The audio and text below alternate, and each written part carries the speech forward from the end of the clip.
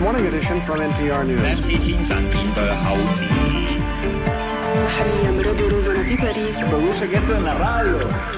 France Inter, le 18-20.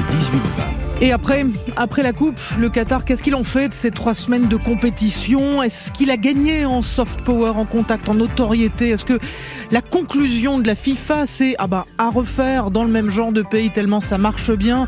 Est-ce que c'est ça le tournant du Qatar pour les Coupes du Monde à venir ? On y vient dans un tout petit instant. Le bruit du monde ce soir est à Madrid, à Tres Cantos. C'est à 30 km de la capitale où le géant Netflix a installé un immense centre de production. Une grande partie de ce que Netflix fabrique est là et Mathieu de Taillac a pu le visiter. À 18h50, c'est le choc des empires en Russie ce soir avec Sylvain Tronchet qui nous parle de l'industrie du luxe, qui laisse à penser que les sanctions ne servent à rien dans ce secteur. Et on verra si c'est vrai. 18h55, c'est le monde d'après de Franck Madvon ce soir qui va nous parler de ce qu'il appelle la Trumpisation d'Elon Musk. Le monde est vaste et on n'a qu'une heure. Bonsoir. Fabienne Synthèse. Un jour dans le monde. Bonsoir Carole Gomez. Bonsoir. Merci beaucoup d'être avec nous. Vous êtes doctorante en sociologie du sport à l'Institut des sciences du sport à l'Université de Lausanne. Carole Gomez, c'est avec vous qu'on boucle la boucle de ce mois de Coupe du Monde. Et c'est vrai qu'on a tous un peu fait cette blagounette. À la fin, c'est le Qatar qui gagne. Et pourtant, c'est un peu vrai, non ? Jamais un État n'a été autant critiqué avant. Mais comme prévu, les critiques se sont noyées dans le football. Est-ce qu'à la fin, c'est le Qatar qui gagne ? Disons que, à mon sens, il est encore un tout petit peu trop tôt pour tirer des conclusions définitives de cette Coupe du Monde. En revanche, il est certain qu'il y a vraiment eu ce qui était prévu, un amoindrissement des critiques, une focalisation beaucoup moins importante sur des enjeux politiques, sur des enjeux diplomatiques, sur la question des droits humains, sur la question des droits LGBT, et qui a vraiment laissé la place au sport, au match, au suspense et à tout ce qui a pu se passer. En revanche, ce qui va être intéressant de suivre, c'est voir comment le Qatar va ensuite penser la suite. Sur quoi est-ce qu'ils vont se positionner ? On sait déjà qu'ils vont accueillir la prochaine Coupe d'Asie des Nations masculine pendant l'été 2023, mais potentiellement qui va être décalée. On sait aussi que leur objectif est de continuer à investir massivement dans le sport, avec potentiellement l'accueil d'autres grands événements sportifs internationaux tels que les Jeux Olympiques et Paralympiques. Et ce qui va être intéressant de suivre, c'est voir comment est-ce que cet événement-là leur a permis de confirmer, renforcer certains liens. On a vu qu'il y avait un certain nombre de contrats qui avaient été conclus, notamment énergétiques, sur ces sujets, et de voir un peu si c'est une illusion ou est-ce qu'au contraire c'est quelque chose qui va s'inscrire de manière beaucoup plus profonde dans les relations économiques ou diplomatiques. Alors on va revenir effectivement notamment sur l'avenir sportif, mais enfin sur ce que vous disiez, les types de contrats qui avaient été passés. On a entendu l'émir du Qatar dire le Qatar a été placé sur la carte du monde. On se demande même s'il en avait besoin, parce qu'on a vu se précipiter, pas seulement Emmanuel Macron, mais des dizaines de leaders mondiaux sont venus. On se demande même si c'était pas plutôt le reste du monde a voulu se montrer au Qatar. On a vu Anthony Blinken, c'est le secrétaire d'État américain. On a vu Erdogan et Al-Sisi qui en profitent pour se croiser, pour se serrer la main, ce qui ne s'était jamais fait. Tout ça, on l'a vu. Est-ce qu'elle n'est pas là, la grande victoire, déjà, en fait ? Si, alors pour le coup, c'est effectivement quelque chose qui était qui était l'ambition du Qatar, même s'il faut vraiment avoir en tête que cette diplomatie sportive a véritablement été conceptualisée à la fin des années 90, mise en œuvre dans les années 2000, et qui a eu cette première grande victoire qui était celle de l'attribution en décembre 2010. Et il y avait 12 ans sur lequel il fallait construire un message, et aussi ne pas se rater, parce qu'on sait que le Qatar était très largement attendu sur un certain nombre de sujets, la question de la sécurité, la question de la logistique, la question de l'organisation pure de cette compétition. En revanche, vous avez complètement raison de mentionner la présence politique importante d'un certain nombre de chefs d'État et de gouvernement, et même au-delà de ça, si on se concentre non pas sur la fin de la compétition, mais le début de la compétition, il y a eu une mise en scène très importante avec un certain nombre de ses voisins, avec la présence par exemple de Mohamed Ben Salman, exactement, le fait qu'il portait une écharpe du Qatar, que l'émir du Qatar portait une écharpe de l'Arabie Saoudite, était quelque chose qui était absolument inenvisageable il y a de ça quelques mois. Et donc ça montre aussi à quel point le Qatar a vraiment fait de cette Coupe du Monde une Coupe du Monde ô combien politique, et aussi comment un certain nombre de chefs d'État et de gouvernement, et notamment Emmanuel Macron, en se rendant au Qatar, ont voulu aussi profiter de cette visibilité qui était absolument totale, et on l'a vu aussi à travers les résultats d'audience qui sont, pour l'instant, des premiers chiffres l'on a, assez exceptionnels. Il sera intéressant de le voir dans les prochains mois. On a vu, Carole Gomez, vous me direz comment vous l'interprétez, il y a quelque chose quelque chose d'un peu presque arrogant en fait. Une fois qu'on a réussi cette Coupe du Monde aux yeux du Qatar, je vois la réponse qui a été faite par exemple aux Européens quand ils ont commencé à dire un certain nombre de choses et de restrictions puisqu'on est en plein scandale de corruption au Parlement européen, et le Qatar, peu ou prou, a répondu ça se paiera. Ça dit mais vous ne me faites pas peur, et la preuve, regardez ce que je viens de réussir à faire et regardez tous les gens qui se sont précipités vers nous. Est-ce que ça dit pas un peu ça ? Si, alors c'est effectivement quelque chose qui va être vraiment important et vraiment intéressant à suivre dans les prochains mois. Pour le coup, sur la question du Parlement européen et des suspicions qu'il y a et des enquêtes qu'il y a en cours, là encore, ça va être quelque chose qu'il va falloir suivre avec très attention, voir aussi s'il y a les chaînes de commandement, voir quelles sont les implications et surtout quelles leçons peuvent être tirées de cette question-là. Mais là encore, et vous avez complètement raison, il y a aussi une victoire médiatique qui est absolument considérable. Et on l'a vu donc avec la mise en scène qu'il pouvait y avoir dans les stades, on l'a vu aussi avec un certain nombre de communications, on l'a vu aussi avec des déclarations très fermes de la part de l'émir du Qatar ou du comité suprême qui n'hésitait pas à balayer d'un revers de main un certain nombre de critiques. Ou aussi à interrompre, à plutôt revenir sur une promesse qui avait été faite, notamment concernant Budweiser, à quelques heures à peine du début de la compétition. On s'en souvient. Est-ce que dans le cadre de ce que vous venez de dire, Carole Gomez, est-ce que l'image, c'est pas Lionel Messi qui soulève la coupe avec sur le dos l'ornement de l'habit traditionnel, sur les épaules l'ornement de l'habit traditionnel des Qataris? Tout à fait, c'est effectivement quelque chose qui vraiment, c'est cette question de communication, cette question de mise en avant a été perceptible du début de la Coupe du Monde jusqu'à la toute fin, où il y a cette dernière cerise sur le gâteau, si j'ose dire, qui a été rajoutée par l'émir du Qatar pour justement montrer à quel point il identifiait cette Coupe du Monde au pays, mais aussi à ce que ça représentait dans la zone, mais plus largement dans le monde arabe. Et d'ailleurs, il y a aussi eu cette mise en avant ce récit qui a été fait de dire que le discours qui était porté par un certain nombre de pays, notamment occidentaux, notamment européens, n'était clairement pas la majorité et qu'il y avait aussi d'autres voix qui étaient présentes et qui devaient être entendues. On va rejoindre Fanny Lechevestrier qui est toujours à Doha dans un tout petit instant, mais une autre question avant ça, Carole Gomez. Pour vous, on avait dit qu'en termes d'image, justement, le Qatar avait été bien bousculé par les droits humains, par le droit des travailleurs. On se dit quand on en sort que l'image du Qatar n'a pas été tellement écornée et bien au contraire. Vous le disiez tout à l'heure, c'est peut-être un peu tôt pour avoir cette conclusion, mais c'est vrai, ce qui vient à l'esprit, c'est quand même ça aujourd'hui. Oui, effectivement, même si là encore, ce serait intéressant non seulement d'attendre quelques mois pour voir un petit peu quelles sont les retombées, et aussi le scandale concernant le Parlement européen qui va potentiellement écorner a posteriori l'image qui a été construite. Et il y a un deuxième élément qui me semble important de rappeler, c'est qu'il est encore aujourd'hui extrêmement compliqué d'arriver à avoir une vision très claire des retombées ou du calcul du soft power. Comment est-ce qu'on arrive à déterminer si un pays a gagné en notoriété, a une image plus positive qu'un autre? C'est une méthodologie encore aujourd'hui qui est balbutiante. Et donc on arrive très mal à qualifier et à quantifier ces éléments-là. Et si on se réfère à des événements précédents, je suis pas sûr que la Chine ait gagné en soft power, ni après les JO au point où elle en est maintenant, ni la Russie après Sochi à la dernière Coupe du Monde de foot, en fait, Carole Gomez. Ouais, alors même si pour le coup, ce sera intéressant de revenir un peu sur les Jeux Olympiques et Paralympiques de Pékin, où on avait vu là encore la mise en scène qui avait été faite avec une tribune composé de Mohammed Ben Salman, de Vladimir Poutine, d'un certain nombre de dignitaires de à peu près toutes les régions du monde, et qui avait aussi envoyé un message à l'intégralité du monde en montrant que, en réalité, les relations internationales, c'était ça. C'était pas uniquement le point de vue occidental, c'était aussi cette vision du monde qui existait et que la Chine voulait très largement démontrer et sur lesquels elle pouvait se reposer sur des leviers que nous, on n'avait pas forcément, que nous, en tant qu'occidentaux, on n'avait pas forcément envisagé. Donc là encore, ce sera intéressant de suivre dans les prochains mois cette situation. Restez avec nous, Carole Gomez. J'ai d'autres questions pour vous, mais je voudrais qu'on rejoigne Fanny Lechevestrier, qui est toujours à Doha. Bonsoir, Fanny. Bonsoir Fabienne, bonsoir à tous. Vous êtes restée à Doha, en plus personne ne va vous laisser partir, pauvrette. Est-ce que déjà, maintenant, au moment où on se parle, Fanny, Doha ne ressemble plus au Doha d'hier? C'est-à-dire, on est en train de plier ou pas? Pas encore tout à fait, hein, mais c'est vrai qu'on a plus, vous savez, on vous en a beaucoup parlé, par exemple dans le métro, nos anges gardiens qui nous dirigeaient en nous disant métro this way, etc. Donc il y a un peu moins d'ambiance, on entend beaucoup les avions depuis ce matin au-dessus de notre hôtel, mais il reste beaucoup de supporters qui profitent de la ville. Ça c'est nouveau, on s'y attendait pas forcément.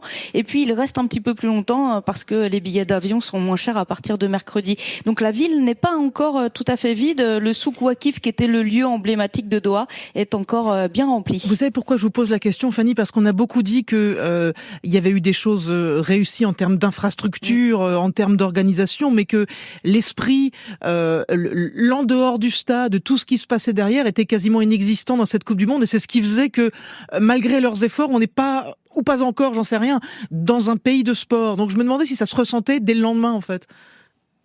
Le pays de sport, on est d'accord qu'ils sont pas forcément familiarisés avec le sport au Qatar, mais en revanche, pour moi, ils ont quand même réussi l'image. Ils veulent faire venir des touristes et franchement, quand vous discutez avec les supporters, beaucoup veulent y revenir. Donc peut-être qu'ils n'ont pas encore gagné en termes de sport et d'organisation d'événements sportifs, mais ils ont gagné vraiment sur le terrain du tourisme. Il faudra effectivement attendre les prochains mois pour voir cela, mais quand vous discutez avec les supporters, beaucoup veulent revenir. Donc ça, c'est une vraie victoire pour eux. Fanny, il y a ces stades, il y en a beaucoup où ils sont vraiment très grands. Alors ils vont resservir probablement dans assez peu de temps. Beaucoup vont être démontés. Ouais. Et alors, combien on en démonte? Et surtout, est-ce que, comme promis, parce que j'avais souvenir de ça, on les remonte ailleurs? Alors c'est en particulier le stade de 974. Alors il n'a pas encore été démonté, même si on n'a pas joué les derniers matchs là-bas. Il y a eu des festivals d'organiser. Donc pour l'instant, il est toujours bien debout. Vous savez, il est formé de 974 conteneurs. On en avait beaucoup parlé. Normalement, il doit être entièrement démonté, celui-ci, et les conteneurs doivent être envoyés soit en Afrique, soit en Amérique du Sud, qui souhaitent organiser la Coupe du Monde en 2030. Il faudra, pareil, suivre ce dossier. Pareil sur les stades. Normalement, il y en a que 2 qui doivent être maintenus des 8 créés, bâtis spécialement pour la Coupe du Monde. Il faudra donc voir si le changement, beaucoup doivent être transformés en centres commerciaux, en cliniques. Il y en a un du côté du stade Louzai où se disputait la finale hier, celui de la demi-finale où les Bleus ont joué, le stade d'Al Bayt doit devenir un hôtel de luxe. Tout cela n'a pas encore commencé. Il faudra revenir dans quelques mois pour voir si les démontages et les promesses tiennent la route. Oui, mais ces promesses-là et d'autres aussi, Fanny, on compte sur vous pour y retourner. Et merci beaucoup vraiment de ce petit passage chez nous. Carole Gomez, je voudrais rebondir sur ce que nous dit Fanny. Est-ce que cette Coupe du Monde donne des arguments aux voisins? Elle a parlé de 2030, Fanny. On sait que l'Arabie Saoudite est sur les rangs avec l'Égypte et avec la Grèce, si je ne m'abuse d'ailleurs. La Grèce. Voilà, ce qui est un attelage assez curieux. Mais néanmoins, est-ce que le Qatar donc donne des arguments à cette prochaine Coupe du Monde? Puisque ça a bien marché, on va le faire chez le voisin, ça marche aussi bien. Oui, alors même si pour le coup, j'aurais pas forcément tendance à considérer que l'organisation du Qatar, l'organisation de cette Coupe du Monde là, peut servir on va dire l'organisation de 2030 qui pour le coup sera tel que l'attelage est formulé, ce sera quand même assez compliqué, notamment en termes de déplacement, etc. Même si c'est là encore d'un point de vue parfaitement stratégique, c'est quelque chose, c'est un attelage qui est extrêmement surprenant, mais qui peut être aussi considéré comme très malin puisqu'il réunit en réalité 3 confédérations différentes et donc ça peut aussi permettre d'avoir plus de votes pour obtenir cette désignation-là et donc ça maximise un certain nombre de chances, même si là encore ça montre aussi à quel point l'Arabie Saoudite en l'espace de quelques années, il y a de ça une dizaine d'années, elle se désintéressait absolument totalement du sport et notamment du sport international avec l'organisation de grands événements sportifs internationaux. Et là, depuis 2015, depuis l'arrivée proche du pouvoir de Mohamed Ben Salman et le plan Vision 2030, il y a vraiment une dépense d'énergie et de moyens folle pour justement arriver à venir peut-être pas concurrencer, mais au moins exister aussi sur la scène internationale et faire et ne plus faire de Doha et des Émirats Arabes Unis les seules places fortes du sport international. Mais est-ce que tout ça maximise pas aussi la vision de la FIFA et celle d'Infantino en particulier, qui s'est empressé de dire que c'était la meilleure Coupe du Monde de tous les temps? Infantino, il l'a aussi. Est-ce qu'il n'est pas en train de pousser en disant vous qui aviez des arguments négatifs, taisez-vous, regardez comment ça s'est passé, désormais on le fait où on veut et quand on veut, et c'est comme ça que ça va se passer? Oui, effectivement, même si là encore, alors il faut avoir en tête que Gianni Infantino dit notamment, il avait déjà dit que c'était la meilleure Coupe du Monde jamais organisée en 2018, la Coupe du Monde masculine, donc c'est un peu quelque chose qui est répété, et je pense que sans trop m'avancer, je peux prendre le pari qu'il dira la même chose pour 2026. D'accord. Mais là encore, mais c'est quand même quelque chose d'intéressant qui montre à quel point c'est quelque chose qui le suit, et on sait de ces liens privilégiés entre le Qatar et il y habite, même il s'y est installé. Exactement, ouais. Il s'y est installé depuis quelques années. Mais ça montre aussi effectivement, cette organisation de Coupe du Monde, et notamment, on en avait beaucoup parlé de son discours quelques jours avant le début de cette Coupe du Monde, avec un certain nombre de prise de position qui avait quand même très largement surpris, et cet effet oratoire qui était tout à fait particulier.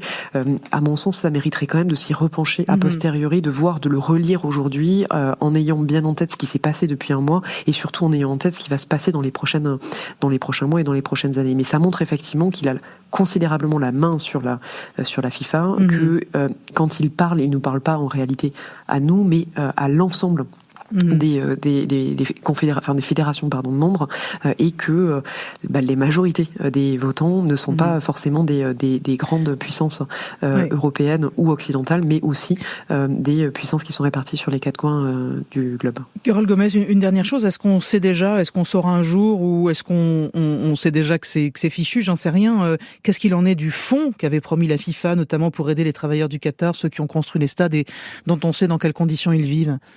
Alors, d'après les informations que j'avais pu lire à droite à gauche, ça, il faudrait voir exactement avec Amnesty International qui suit de très près et qui porte ce message depuis déjà de nombreux mois sur ce sujet. Mais d'après les informations que j'ai lues et celles que j'ai en tête, il n'y avait pas de réponse officielle qui avait été donnée, et systématiquement, quand la question est posée, la réponse on louvoie et on évite de répondre à cette question qui est ô combien embarrassante. Et pour le coup, c'était aussi tout le discours des ONG en disant que c'était précisément en amont de la compétition qu'il fallait mettre le maximum de pression pour justement arriver à obtenir le plus de choses, qu'à partir du moment où le coup de sifflet de la cérémonie d'ouverture était lancé, il était très compliqué d'arriver à pouvoir exister médiatiquement, parce que le rouleau compresseur du sport ferait le reste, et que ce serait très compliqué de faire entendre d'autres messages. Et on l'a vu avec notamment les brassards LGBT, la question des droits des travailleurs et des travailleuses, ou plus largement la question des droits humains. Une toute dernière chose très rapidement, Carole Gomez, est-ce qu'on peut au moins espérer, et là je reparle à nouveau du côté de la FIFA, quel que soit le choix de l'attribution, qu'au moins il y ait plus de transparence dans cette attribution-là, et qu'on ne se retrouvera pas face à un scandale similaire au scandale qui a secoué l'attribution au Qatar? J'aimerais vous répondre par la positive, par l'affirmative, mais je peux pas vous faire de promesses que je ne saurais tenir, mais ce serait intéressant. Dans tous les cas, ce serait intéressant de voir quelle est la communication qui va être mise en place, comment est-ce que eux vont organiser ces différents candidature et processus de vote. Même si il y a il faut avoir en tête que la façon de voter a complètement évolué entre décembre 2010 et aujourd'hui, justement pour essayer de favoriser la transparence. Il y a encore une marge de manœuvre importante, mais il y a des efforts qui ont été faits. Et on suivra tout ça, et grâce à vous, notamment Carole Gomez, doctorante en sociologie du sport, l'Institut des sciences du sport de l'Université de Lausanne. Merci beaucoup de votre passage chez nous. Merci à vous. Le 18-20. Fabienne Synthèse sur France Inter. La suite ce soir, c'est le bruit du monde en Espagne, où Mathieu de Taillac a pu visiter les studios de production de Netflix. C'est une énorme machine dans la banlieue de Madrid. On vous raconte tout ça dans un petit instant. Et pour aller jusqu'à 19h, le choc des empires, c'est vous, Sylvain Tronchet. Bonsoir Sylvain. Bonsoir Fabienne. Les sacs Vuitton, les Lamborghini, les pièces détachées d'Airbus sont toujours disponibles en Russie. Question, est-ce que cela veut dire que les sanctions ne fonctionnent pas? Le monde d'après, Franck Madvon ce soir. Bonsoir Franck. Bonsoir Fabienne. Elon Musk demande à ses abonnés sur Twitter s'il doit quitter la direction du réseau. Une manœuvre à la Trump en quelque sorte. La comparaison n'est pas absurde, on va le voir. Allez, à tout de suite tout le monde. Le tour de la planète n'est pas fini. Il fait un petit détour avec Way as Blood, Grapevine sur France Inter. Et dans Un jour dans le monde. The man can't see his shadow. Oh. his son all day. He can make you small. He has the power to take his love away. 6 hours on the grapevine.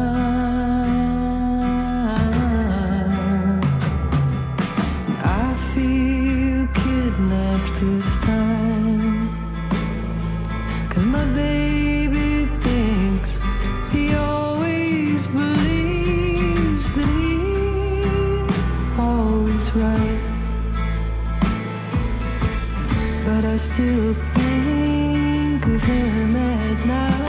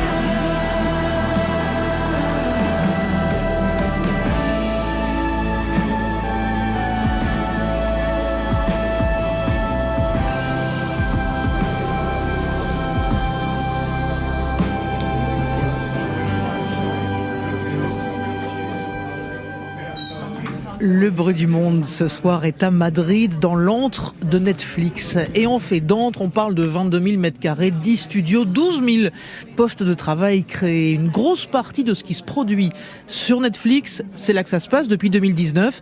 Madrid a le plus grand complexe Netflix d'Europe. C'est difficile d'y pénétrer, sauf quand la société inaugure sa seconde aile et ouvre enfin ses portes. Le reste, c'est Mathieu de Taillac qui raconte.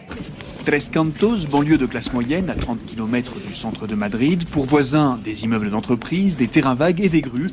Et au numéro 1 de l'Avenida de España, le centre de production de Netflix, où pas moins de 80 séries, films, animations ou documentaires ont été tournés.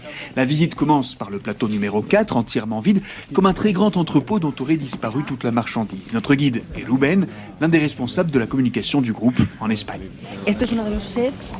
Ça, c'est l'un des plateaux. En ce moment, il est totalement vide. Pour les tournages, on y met les décors, la production, toute la partie technique. Tous les plateaux mesurent 12 mètres de haut et entre 1200 et 2000 mètres carrés au sol. Les 12 mètres de haut permettent de construire un décor sur plusieurs étages. C'est très pratique pour les responsables de production. Ils peuvent choisir leurs angles de prise de vue, au rez-de-chaussée, au premier étage, sans avoir à forcer leurs angles. Du plateau vide au plateau meublé, avec le raffinement et les ressources des bonnes familles madrilènes, Ruben Goldfarb est le producteur exécutif d'Elite, une série autour d'un lycée pour ados fortunés, amateurs de petits crimes entre amis. Elite prépare sa 7e saison, le record mondial de la maison. Depuis l'an dernier, tout est tourné à Tres Cantos. Pour nous, c'est super pratique, parce qu'on a les plateaux, les bureaux, la post-production, tout à portée de main. Ce décor est inspiré des appartements des beaux quartiers de Madrid, parce qu'ils correspondent à une famille bourgeoise traditionnelle. L'appartement mesure à peu près 240 mètres carrés. Ce n'est qu'à l'extérieur des décors que l'on voit que tout est en carton-pâte. Dans la boîte de nuit que fréquentent les personnages de la série, les décorateurs tiennent un discours d'architecte. Le choix des matériaux, l'inspiration pour le style, le gigantesque écran LED. Aucun caprice n'est refusé aux esprits créatifs de Netflix. Federico Cambero, décorateur d'Elite. J'ai commencé à travailler sans plafond budgétaire. J'ai fait les plans des décors et personne ne m'a freiné. Évidemment, ça n'a rien à voir avec le cinéma espagnol classique. J'ai travaillé avec Almodovar et avec Coppola. Mais c'est ici qu'on m'a laissé la plus grande liberté pour travailler et plus d'argent. Les réalisateurs aussi sont invités à penser en grand. Juan Antonio Bayona, auteur notamment du film The Impossible, tourne en ce moment La Société de la Neige, qui raconte la tragédie des survivants du crash de la cordillère des Andes en 1972. Après avoir tourné sur place, au Chili et en Uruguay, il est en ce moment à Tres Cantos. C'est ici qu'on filme la partie la plus technique, la partie de l'accident. On a construit un nouvel avion qu'on a placé sur une base hydraulique qui nous permet d'imiter les turbulences et les mouvements auxquels on veut le soumettre pour simuler l'accident. La machine a des allures de simulateur de parc d'attractions. Mais ce ne sont pas que les ressources techniques qui attirent les créateurs en Espagne. Le producteur britannique Chris Fry participe au tournage de Chaos, une comédie qui met Zeus et le reste de l'Olympe en survêt de basket. Alors pourquoi l'Espagne ? La première raison, c'est le climat. On a besoin de soleil et de chaleur. La deuxième raison, c'est qu'on voulait une énorme variété de localisations. On est parti filmer à travers toute l'Espagne. La troisième raison, c'est que l'Espagne a de très bons avantages fiscaux. La quatrième, c'est que les équipes espagnoles sont formées d'excellents techniciens et d'excellents créateurs. Et puis, Tres Cantos, c'est un complexe fantastique. Ces nombreux plateaux permettent de bien planifier le tournage. Il y a tout ce qu'il faut sur place pour les costumes, le maquillage, l'édition. Et puis, il y a une question toute bête. Le grand parking permet d'avoir toute la production toute proche. La visite se termine par une petite cérémonie que l'entreprise appelle un peu pompeusement l'événement. Les invités sont installés dans des canapés, comme devant la télé. Les réalisateurs congratulent Netflix, qui flatte en retour le talent local. Même le ministre de la Culture, Miquel Iceta, confirme sur place que son gouvernement se plie en quatre pour attirer les géants de l'audiovisuel. Nous sommes fiers d'être les premiers à voir dans notre pays la construction d'un macro-studio. On essaye d'encourager la présence de grandes plateformes et de grandes boîtes de production dans notre pays. Nous essayons pour cela d'éviter une fiscalité punitive. Je veux remercier Netflix d'avoir choisi notre pays et nous espérons ne pas les décevoir. Les représentants de Netflix, en tout cas, n'ont pas l'air déçus d'avoir invité le ministre. En guise de fiscalité douce, Madrid lui offre des déductions de 30% des dépenses. Mathieu de Taillac pour le reportage. Mathieu, merci beaucoup. Voici Ina Deuillard avec Aura Sandy, Ain't No Sunshine sur France Inter. Merci de nous écouter.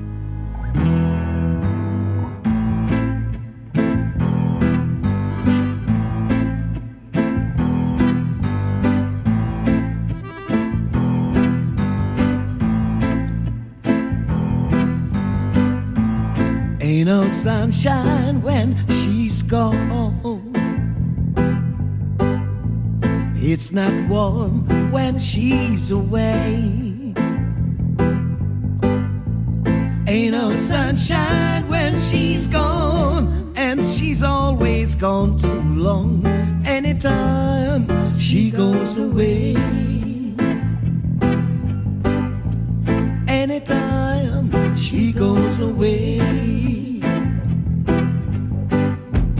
Wonder this time where she's gone. Wonder if she's gone to stay. Ain't no sunshine when she's gone, and this house just ain't a home. Anytime she goes away, anytime she goes away.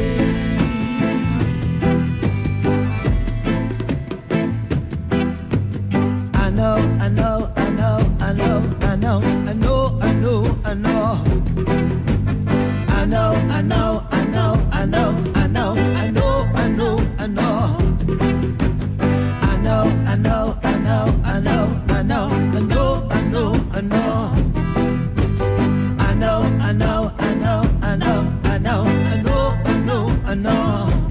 Ain't gonna leave your things alone, but ain't no sunshine when she's gone. Only darkness every day. Ain't no sunshine when she's gone, and she's always gone too long. Anytime she goes away, anytime she goes away.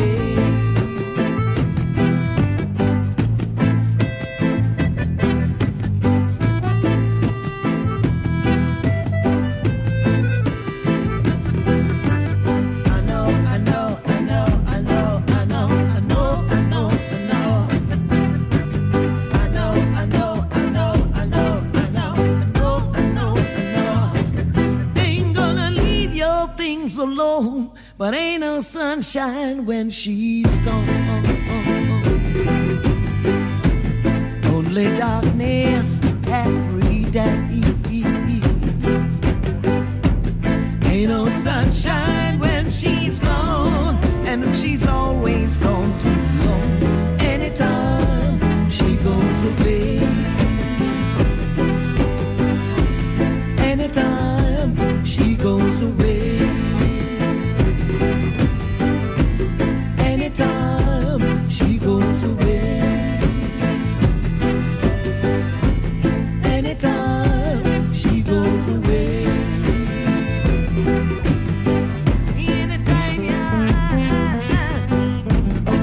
anytime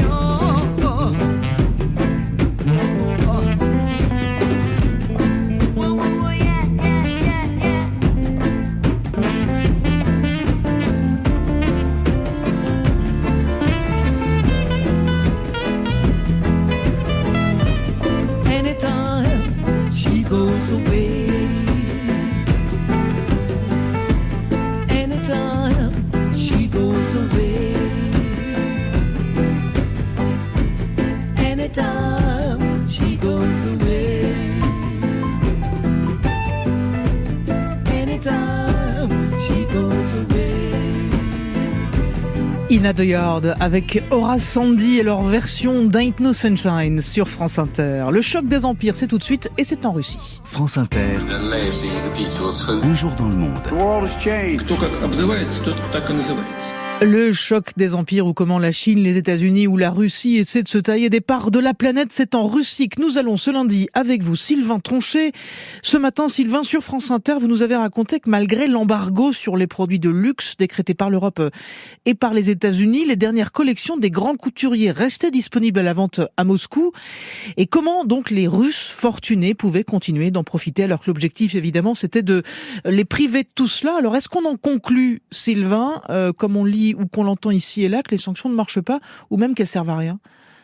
C'est toujours très hasardeux, vous savez, d'extrapoler à partir d'un point particulier un principe d'ensemble. Je vais vous prendre l'exemple du marché automobile russe. Il y a 10 jours, je lisais dans Commerçant, c'est un quotidien économique, une interview du grand concessionnaire Lamborghini à Moscou. Normalement, les sanctions ont mis fin à son business. Toutes les voitures de plus de 50 000 euros sont interdites à l'exportation vers la Russie. Et pourtant, son showroom est plein. Il arrive à importer des voitures. La seule chose, dit-il, c'est que maintenant, les clients ne peuvent plus choisir leurs options personnalisées. Ils doivent se contenter des modèles en stock. Mais on peut toujours acheter une Lamborghini neuve à Moscou. Alors, les sanctions ne marchent pas ? Eh bien, ce qu'il faut préciser, c'est que dans le même temps, la plupart des usines automobiles en Russie sont à l'arrêt, faute de composants, que le marché du neuf s'est effondré de 80%, on n'achète plus de voitures neuves en Russie, et qu'on revient même aux années 90 en important des japonaises d'occasion, Vladivostok, pour satisfaire la maigre demande. Quand on sait la place qu'occupe la voiture dans la vie des Russes, c'est qu'il s'est passé quelque chose. Donc dire que les sanctions n'ont pas d'effet, c'est faux, elles en ont. Oui, mais à quel degré ont-elles frappé l'économie russe alors ? Alors ça, c'est la grande question. D'abord parce que de nombreuses agences fédérales russes ne publient plus de chiffres. On ne sait pas de combien, par exemple, ont baissé les importations ou les exportations. Que les chiffres également disponibles sont sujets à caution. Vladimir Poutine lui-même estimait que l'économie russe devrait se contracter de 2,9% sur l'année 2022. Mais certains experts pensent que c'est plutôt 3-4% et que le pire est à venir au premier trimestre 2023. L'inflation est forte, ça tout le monde le sent ici, entre 15 et 20% en glissement annuel. Et puis le commerce de détail, de gros, a chuté de plus de 20%. C'est donc loin d'être neutre, mais c'est vrai également qu'on est loin des prévisions apocalyptiques du printemps. Le tout alimenté en plus par une ambiance un peu surréaliste. Moscou, sous la neige en ce moment, brille de mille feux à l'approche des fêtes de fin d'année. Rien en apparence ne semble indiquer que l'on est dans un pays en guerre et dans le pays le plus sanctionné au monde, si ce n'est quand même ces boutiques fermées un peu partout des grandes marques occidentales qui ont fait leurs valises et qui sont remplacées petit à petit par d'autres marques, certes pas aussi prestigieuses, mais qui comblent les vides pour l'instant. Oui, mais du coup, je vous écoute, Sylvain, et ça veut dire quoi ? Est-ce que ça veut dire que les sanctions ne sont pas une arme de destruction massive, comme on dit ? Eh bien, exactement. Et ça, on le savait. Malgré les sanctions, l'Iran survit depuis des années dans les difficultés, certes, mais il y a des voies. D'ailleurs, les Russes s'inspirent beaucoup des Iraniens en ce moment pour faire voler leurs avions, par exemple. Les Airbus et les Boeing russes volent toujours, bien que les pièces détachées ne soient plus livrées en Russie. Et ça risque de continuer encore un moment. En fait, le tort sur ce point revient peut-être aux dirigeants occidentaux qui ont présenté les sanctions comme capables de détruire l'économie russe, souvenez-vous. C'est très compliqué, en fait, ce système-là, d'autant plus qu'il y a de nombreux pays qui continuent à commercer avec la Russie, la Chine, l'Inde, et puis il est faux de dire également dans le même temps que les sanctions n'ont aucun impact. L'économie russe est en train de prendre des années de retard, qu'elle aura énormément de mal à rattraper. Tout cela aura des conséquences sur le chômage, sur la démographie, qui est un vrai problème en Russie, des conséquences durables, mais pas immédiates. Sylvain Tronchet avec nous depuis Moscou. Sylvain, merci beaucoup. Fabienne Synthèse, le 18-20.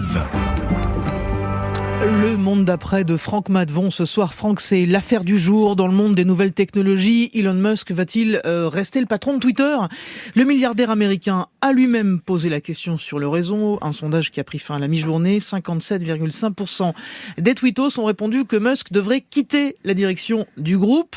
Depuis qu'il a pris le contrôle de Twitter, Franck, il y a 2 mois, Elon Musk est très très difficile à suivre. Ça nous rappelle un certain Donald Trump. Oui, alors la comparaison peut sembler hasardeuse, Fabienne. Elon Musk n'est pas une figure politique, il n'est pas candidat à la présidentielle, il ne harangue pas les foules en meeting, mais son comportement erratique, ses contradictions, sa mégalomanie, ses opinions rappellent en effet cet autre milliardaire qu'est Donald Trump. Quand il était encore à la Maison-Blanche, le monde entier guettait les tweets du 45e président des États-Unis. Aujourd'hui, Elon Musk a presque la même notoriété, la même influence.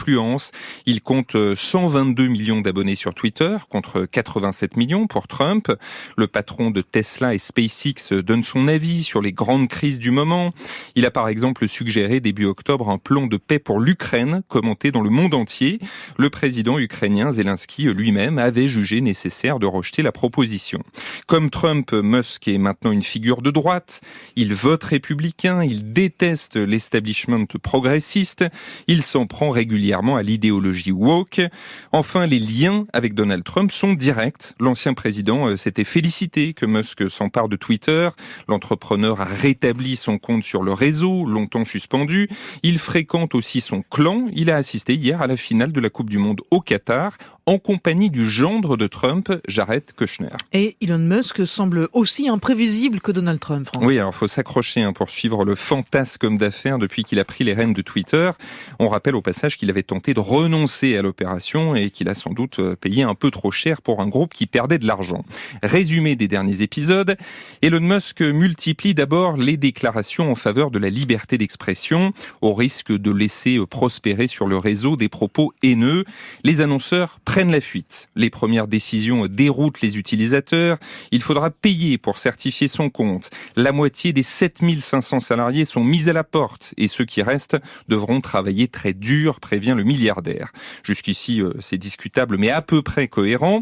La semaine dernière, un cap est franchi. Twitter supprime un compte qui retrace les trajets du jet privé d'Elon Musk. Des journalistes qui commentent la décision voient eux aussi leur compte supprimé puis rétabli. Et hier, nouvelle décision controversée, les utilisateurs de Twitter ne pourront plus publier de liens vers des réseaux concurrents comme Facebook ou Instagram. Depuis, la mesure a été assouplie, seuls les comptes dont le seul objectif est la promotion de la concurrence seront suspendus. Étrange en tout cas pour un champion de la liberté d'expression. Même les défenseurs d'Elon Musk ont du mal à s'y retrouver. Des soutiens de la Silicon Valley le lâchent. Voilà où nous en étions hier quand Musk a lancé le sondage invitant les utilisateurs de Twitter à voter oui ou non à la question « Dois-je quitter la direction du groupe ?» Mais alors, comme Donald Trump, Elon Musk, Franck, est peut-être plus cohérent qu'on le croit. Alors d'abord, le milliardaire a sans doute un plan quand il lance ce sondage sur Twitter. Il est alors au Qatar pour la finale du mondial, on l'a dit. Il y a peut-être croisé des investisseurs du Golfe qui l'ont aidé à boucler l'opération pour racheter le réseau social. Elon Musk a promis qu'il respecterait le vote des tweetos, largement favorable à son départ donc. À cette heure-ci, il n'a toujours pas réagi. Son dernier tweet sibyllin remonte à la nuit dernière. Ceux qui veulent le pouvoir sont ceux qui le méritent le moins. Mais Musk pourrait avoir pris conscience qu'il était temps de se retirer. Après tous les multiples controverses entourant sa gestion de Twitter nuisent à son image et à celle de Tesla, dont l'action a chuté d'un tiers depuis l'acquisition du réseau social. Il est temps de se recentrer sur le constructeur automobile. Le titre Tesla a d'ailleurs légèrement augmenté aujourd'hui. L'entrepreneur peut par ailleurs considérer qu'il a transformé l'image de Twitter et fait avancer ses idées ultralibérales, voire libertariennes. En ce moment, c'est indéniable, Fabienne, les médias de droite gagnent du terrain aux États-Unis. Reste une dernière hypothèse. Elon Musk est devenu fou, irrationnel.